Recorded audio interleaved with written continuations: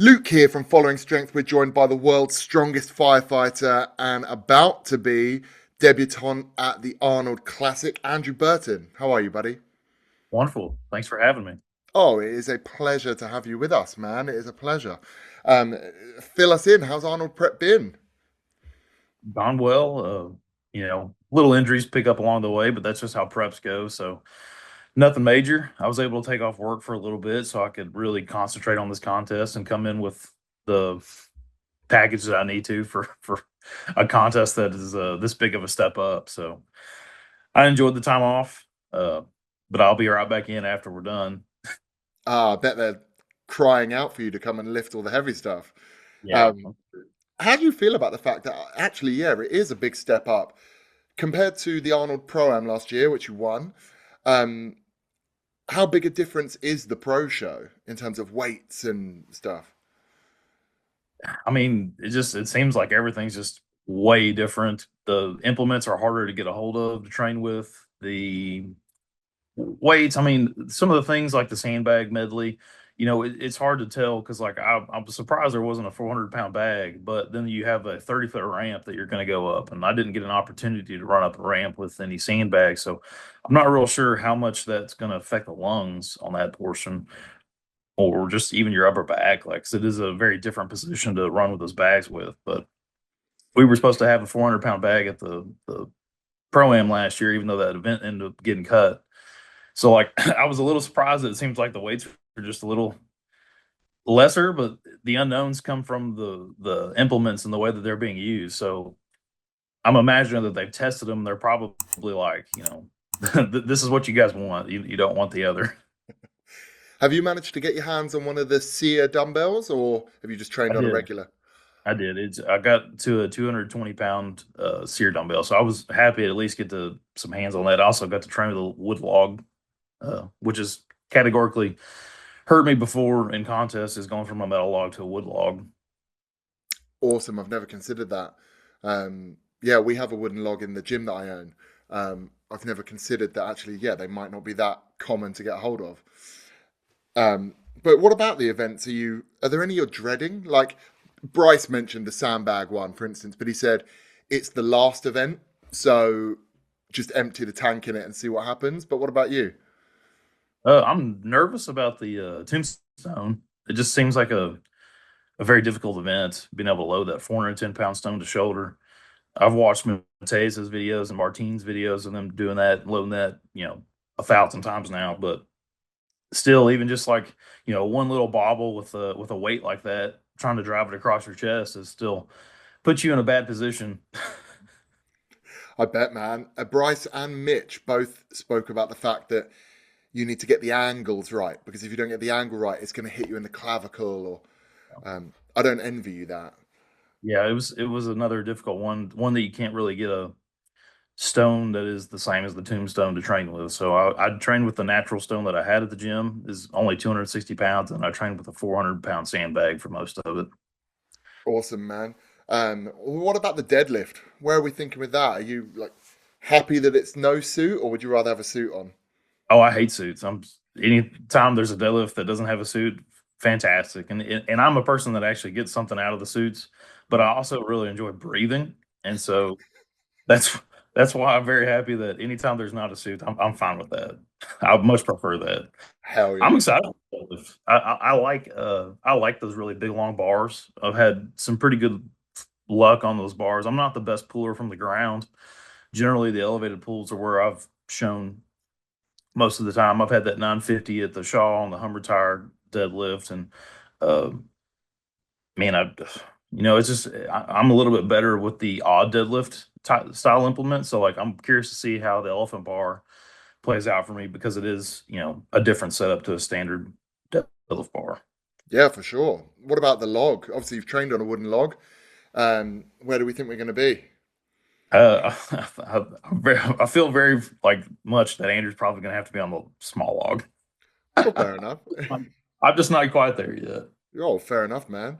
Um, and then obviously, this is your first experience as well as I would call it a pro. It's a pro show. It's like the big one, well, one of the big ones. And like you're going to be kind of treated a little bit like a celebrity, right? I guess people are going to want your autograph, and are you ready for that? Yeah, yeah, I'm ready for that. My chicken scratch that they won't be able to read, so that's all on them. I've never understood the whole autograph thing or anything. I don't typically get starstruck, but I really enjoy just spending that time with the celebrity or whoever. Whenever I first met Arnold, like it wasn't about getting signatures or anything from him. He literally the best part of that was is he walked up to me and for the next 2 minutes he just talked to me. No And way. that's I feel like that's more important than like autographs and stuff. You know what I mean? Well, yeah, that's incredible. I think people pay about £5,000 to get just a photo with Arnold. Yeah, That's incredible. Um, I wanted to touch on, if you're okay, and it doesn't bring back too much kind of PTSD, the bicep tear. yeah.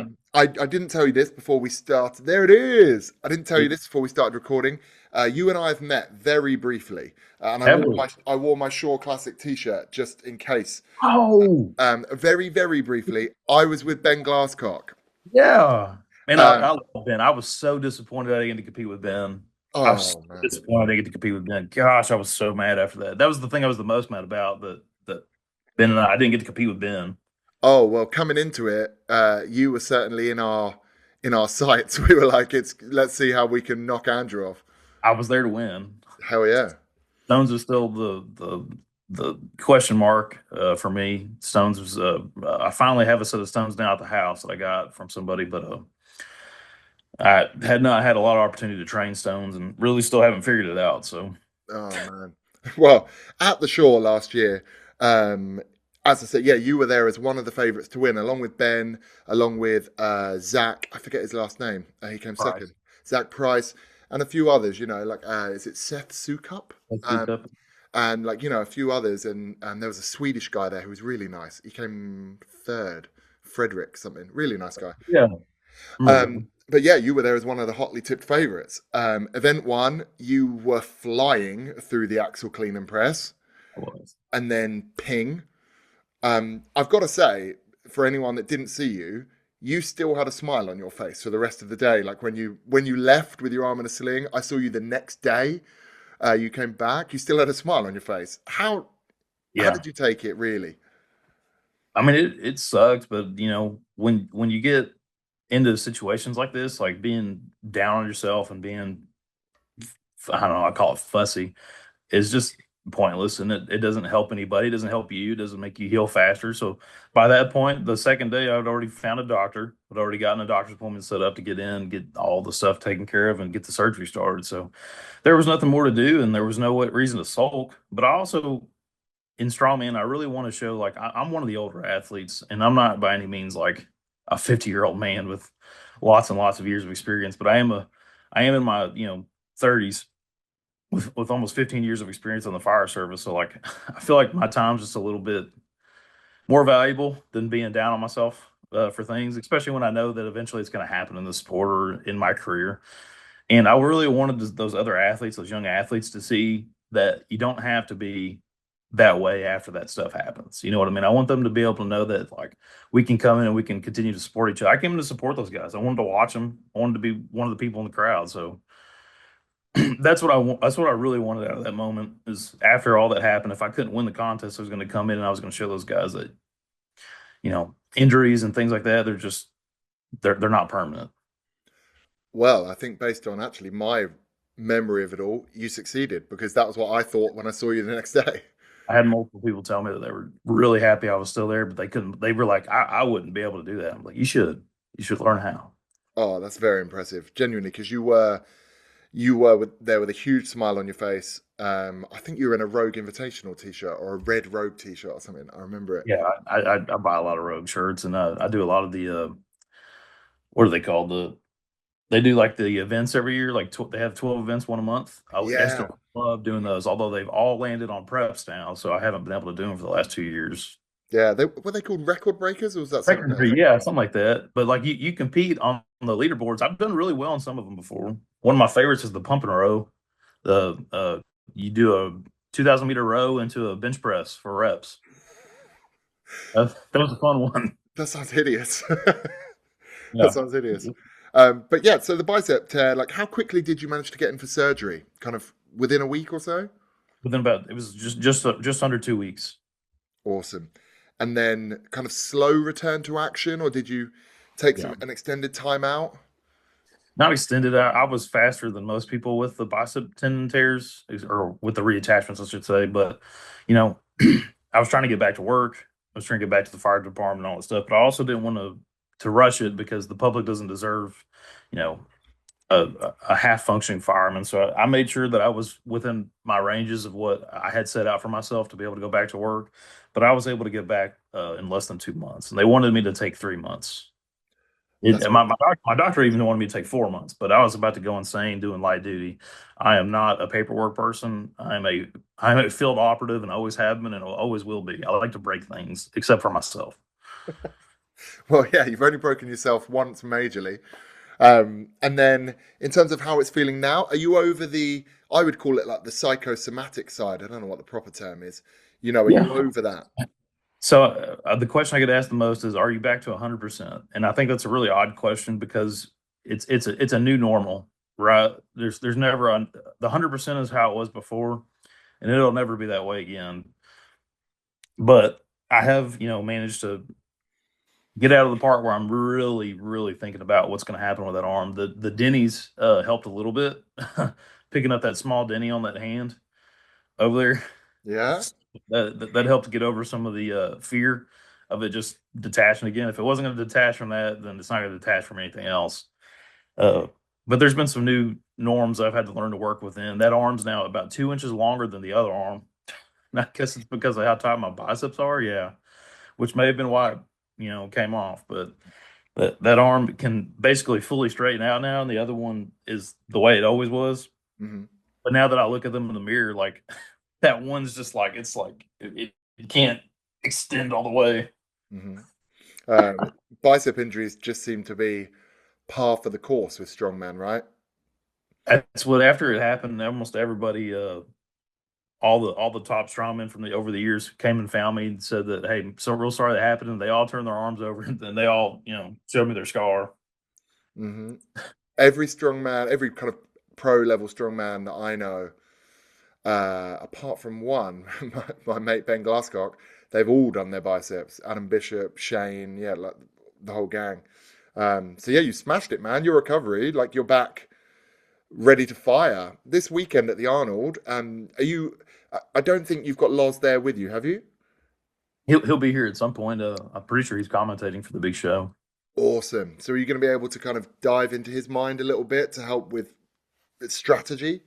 Oh yeah, we've talked a little bit about it. I've got some couple more questions to ask, but definitely utilizing him. And then I'm pretty sure Liz will probably come and help handle me in the back. She's done that a few times before, so while Laws is busy. Nice. Are those questions around the Stone event and how to tackle it? Denny Stone's going to be one of because I've got some thoughts on what I'm going to do, and then um some of that stuff is going to be the sear dumbbell weights. There's a lot of weights to pick in this event, and I really need just like some thoughts and maybe even just some insight on his end of what he thinks other people are going to get because I'm not sure what my top end sear dumbbell is because I've never been able to touch one that size. Hmm. But that 220 moved very well. I'm imagining that my limiting factor is going to be getting to the shoulder. Well, we're about to find out what your sear dumbbell max is. Yeah, not long now. What's the aim going in as a debutant? Is it just go in and kind of do yourself proud? Is it go in and I want to be top half? Where'd your heads go with it? I mean, everybody wants to win. None of us get into this and don't want that, but I am a realist. And number one, I know that anything could happen. Number two, I think it'd be great to be in that top half of all those guys, but we're talking about competing against, nine of the strongest people in North America. And I'm very new at it. I'm not real sure how a crowd that size is going to, make me feel or perform. There's just a lot of you know, new feelings that are going to come along with all this. So I'm going in. My goal is always the same in contest, not to zero events, and that's what I'd like to go in and do here. Oh, I'd be very confident of that if I were you. And the Arnold, traditionally as a venue, has been really good to you. Obviously, As world's strongest firefighter and the pro-am, you've always done yourself proud. So why wouldn't it happen again? Is what I would think. Oh, you know how athletes are, man. We're all inside our heads, man. Yeah, I bet. I bet, man. Well, like inside your head, where do you see the months after the Arnold? What's the plan in terms of strongman comps? Have you got any in mind? I'm going into an off season, and there's nothing on the books yet. It'll probably lead us to, I really want to go back to Iceland and do the Magnus again, but with it so close to OSG, I just don't see.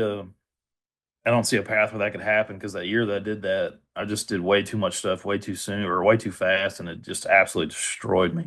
Oh, And I don't want to do that again. So I've got to play things smart. I've got to put my energy and effort to the thing that's going to actually, push me to the next level. And I really need that John's Live invite so I can go in and prove that I can compete at World Strongest Man.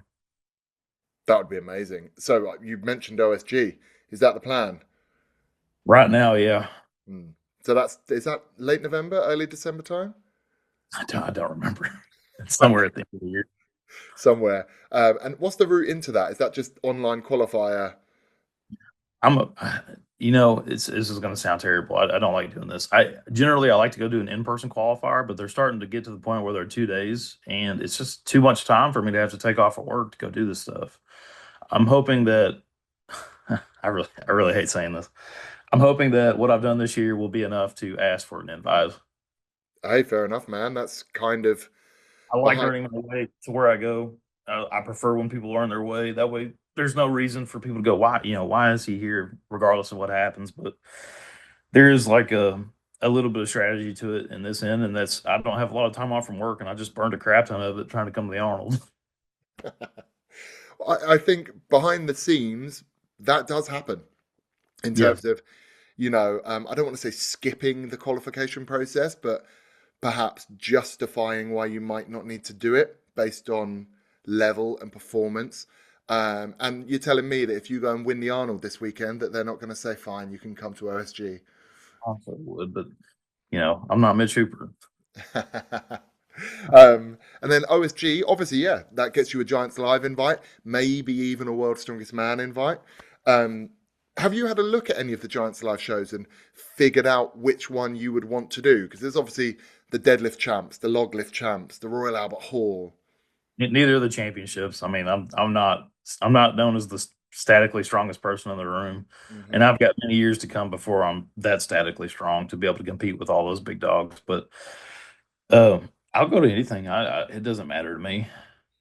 Just fly over the ocean and compete. Yeah. I really just want to travel to the UK. I want to go do one of those qualifiers, and then I want to end up wherever World's Strongest Man is the next time.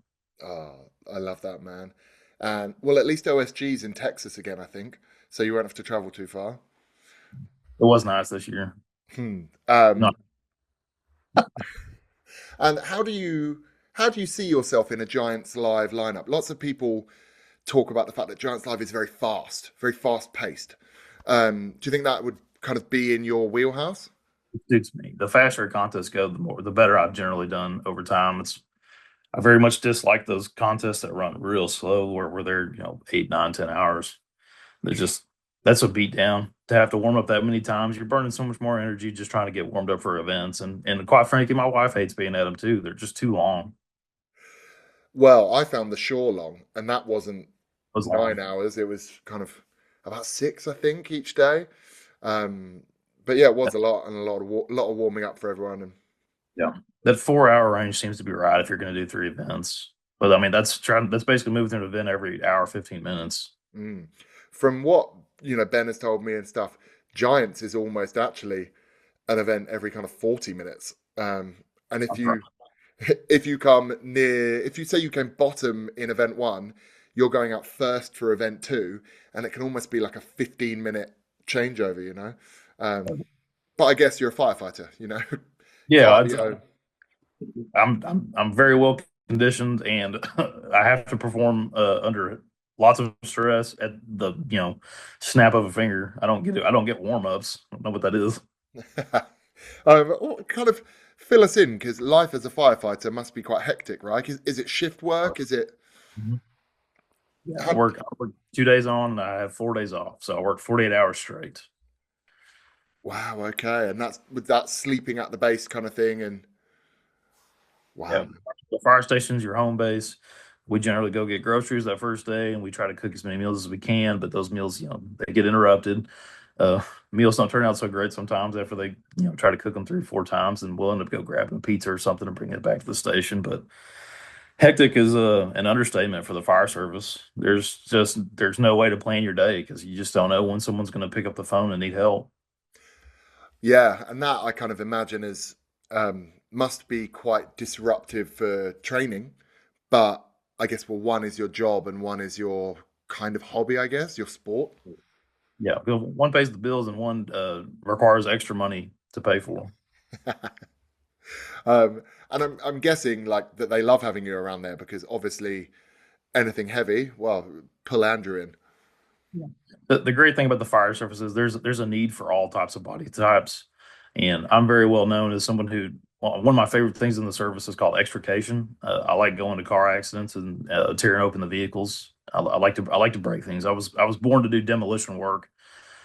Not very good at fixing things, but that's just part of the job. But yeah, they like having me around to pick stuff up. They were not very happy when I tore my bicep and I was taking a little time off. I bet, man. I bet. How easy is it to get into the fire service in America? In the UK, it is incredibly hard to get in. It's that way here too. And I say that it's a little easier now in this time frame. So we go through these ups and downs, these valleys and mountains of hiring. And so right now we're in one of these very good times for the fire service. They're hiring a lot more people, bringing them in, trying to get 4 minimums on trucks. But there's something coming down the line. City budgets are about to get a lot tighter, and the first thing they always cut is firemen. We're just a red line on the ledgers and stuff, and so we're always one of the first things that gets cut. So we're kind of expecting that to start happening at some point. But the city I work for has done really well by us, and I'm imagining that I won't have to worry about it. That's why I really ended up where I am. That feels naive to me, cutting the fire service because, You think like you so? said, people need help. Yeah. Um, is there, this is, I sound like I'm fanboying now. Is there a lot of danger involved in your job? Oh yeah. Yeah. I mean, if it's you're not always in danger. And obviously, the more you train for what you do, the less danger you're in. But I get a lot of new kids that come through whenever we hire them. They come through our station, and we're the ones that train them and do all that stuff. But that's probably the most dangerous time in the service is when you have these new guys with you and you're trying to teach them on the fly because there's only so much I can teach you outside of a fire or outside of an extrication. You really need to have hands on. You need to see how things are go. But when you know how young people are, they tend to get a little ahead of themselves and think that they're invincible. I was one of them at one point in my career too. So Yeah, I try to be understanding with them, but that's a dangerous time in the service, and obviously you never know when that one big thing's going to happen. We had a fire. It's probably been a month ago now, but at any time that roof could have collapsed on any one of us standing inside that building. I You just think never know. stereotypically men, I say this from experience, when we're young, we're cocky, arrogant, think we know it, think we can do it, and we all kind of find out at some time. What's the fire service like in the States in terms of diversity? Like, are there a lot of female firefighters on the teams? There are in other cities. I say lots. It still makes up a very small portion of the service. The service is male dominated. Um, Diversity wise, like there are places like Dallas, Houston, and all that stuff that they have a lot more diversity. But like, some of these other departments, you're not going to find a lot of different cultural ethnicities or anything. You're going to find pretty much people with the same, blue collar style of thinking working at these departments. I like that. When you were talking, I was thinking, what's the right phrase to call it? And you said it, blue collar. That like working man, get your hands dirty, break some stuff, like you said. um, Earlier you mentioned, yeah, Loz being your coach and Liz also handling you. Um, how did you choose Loz? Because obviously he's 9 hours on a plane away from you or whatever. Yeah, and a completely different time zone like you are. Yes, Uh, sir. it's I thought about it a lot whenever I was working towards that end. So the whole reason I even decided to get a coach is that first Arnold, before it was the Pro Am, it was the Arnold Invitational, something like that. Hmm. Whatever it was called before the Pro Am. That one I got second place at to Nick. I got second place because I was not really, I don't know, correct with my math, doing all that stuff. The final event was a sandbag to shoulder, and the only thing I had to do was not zero the event. So I went straight for the 400-pound bag instead of the 300-pound bag that was on the stage, Hmm. and tried 3 times to shoulder it because I was just so hyper focused on getting that bag and doing what I'd done in training and proving that I was good enough to do what I was doing. And it ended up being a little bit of ego and a little bit of just not thinking the event through. And so I got a zero on that event, and that literally put, Nick like 0.16 points ahead of me. And he won. So I got second. And Laws was in the back, working with his athlete who was Spurgeon at the time. And I was looking around for everybody else, any other coach that might be there, because I had some other ones in mind that I thought about using, but Laws had a lot of big things that could go for me too. He had a successful YouTube channel, well known in the sport, and he's competed at the places that I want to compete at. So amongst all that stuff and the fact that he was in the back coaching Spurgeon on that final event, I knew that if he had been my coach at that time, he would have been like, "You're not picking up a 400-pound bag. You're gonna walk out there and you're gonna win this event with that 300-pound bag." And I would have gone out there and done the business the right way, and then maybe could have gotten that 400-pound bag a shot after picking up that 300. So that was how I ended up picking Laws. He just happened to be there, and he's been at every contest since basically that I've competed at that I wanted to win. Right place, right time then. And right coach. He's a phenomenal coach. Yeah, he fits me well too. I don't need the person behind me telling me that I suck at things or whatever. All that I need more. I need the criticism, but I need it from a neutral source. Hmm. And I think Laws fits that real well for me. I don't need somebody to like coddle me either. I like to be given my stuff, and I like the person who gives me that stuff to know that I've gone out and done it to the best of my ability. Oh, I bet, man. And well, the proof of the pudding's in the tasting. You Yeah, return a year later and you win the damn comp, you yeah. know? And so I'm going to spring this question on you. My knowledge of the Arnold Pro-Am that you won is quite limited. All I know really is that it was a bit of a mess, people tell me. What went down? Like, his events were cancelled, right? And Yeah. So 2 events on the men's open side, and I say that just out of it's the only thing that I was experienced. So I'm not going to try to explain it for everybody else. But 2 of our events got canceled. The event went very late that first day during the prelims, and so they completely nixed one of the events, which was the sandbag like load over bar. You had to like 4 or so sandbags you had to pick up, walk over to the bar, load over. And so that one got completely cut that first day. And then in the second day in the finals, they had a hoist that was supposed to happen, but I guess they had some problems with the implement itself. And so they had to, we ended up doing an axle clean and press away, which was kind of something, their thought was nobody's had time to practice for this. We're going to make it, where they don't have to keep cleaning it because they didn't practice their cleans and build all that. I'm assuming build up tendon strength and stuff for all that. But, oh gosh, I apologize. You still see me there? yeah, you're good. You're good, buddy. Um, and so they had to change out that event, and it kind of threw everything else off because the hoist was another one that I was expecting to win. So the 2 events that they took off were 2 of them that I was pretty sure I'd be first or second place on. Wow. And then how did you do in the replacement event, that Axel one? I don't remember. I was in the top, I don't know, 5, somewhere in there. Well, having seen you Axel clean and press at the shore, I'm assuming you did pretty well. Yeah, and I do okay with the axle. Apart from I'm that one time. curious to see how it goes the next time I pick it up. I haven't done one since. Yeah, I know through the grapevine, the reason Giants Live don't put Axel clean and press in very often is because of bicep tears. And they try and, yeah, limit that. That's why you never see a tire flip at a Giants Live. Even though some people would love to have a tire flip. Um, I'd love that for time.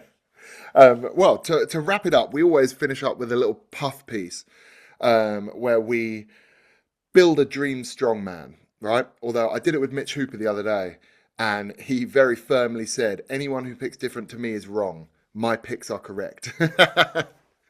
And I was like, okay, Mitch. But what about for you? And his picks were exceptional, to be fair. For you, I want to tweak it. They have to be North American. So I'm going to accept, obviously from Latin America all the way up to Canada, right?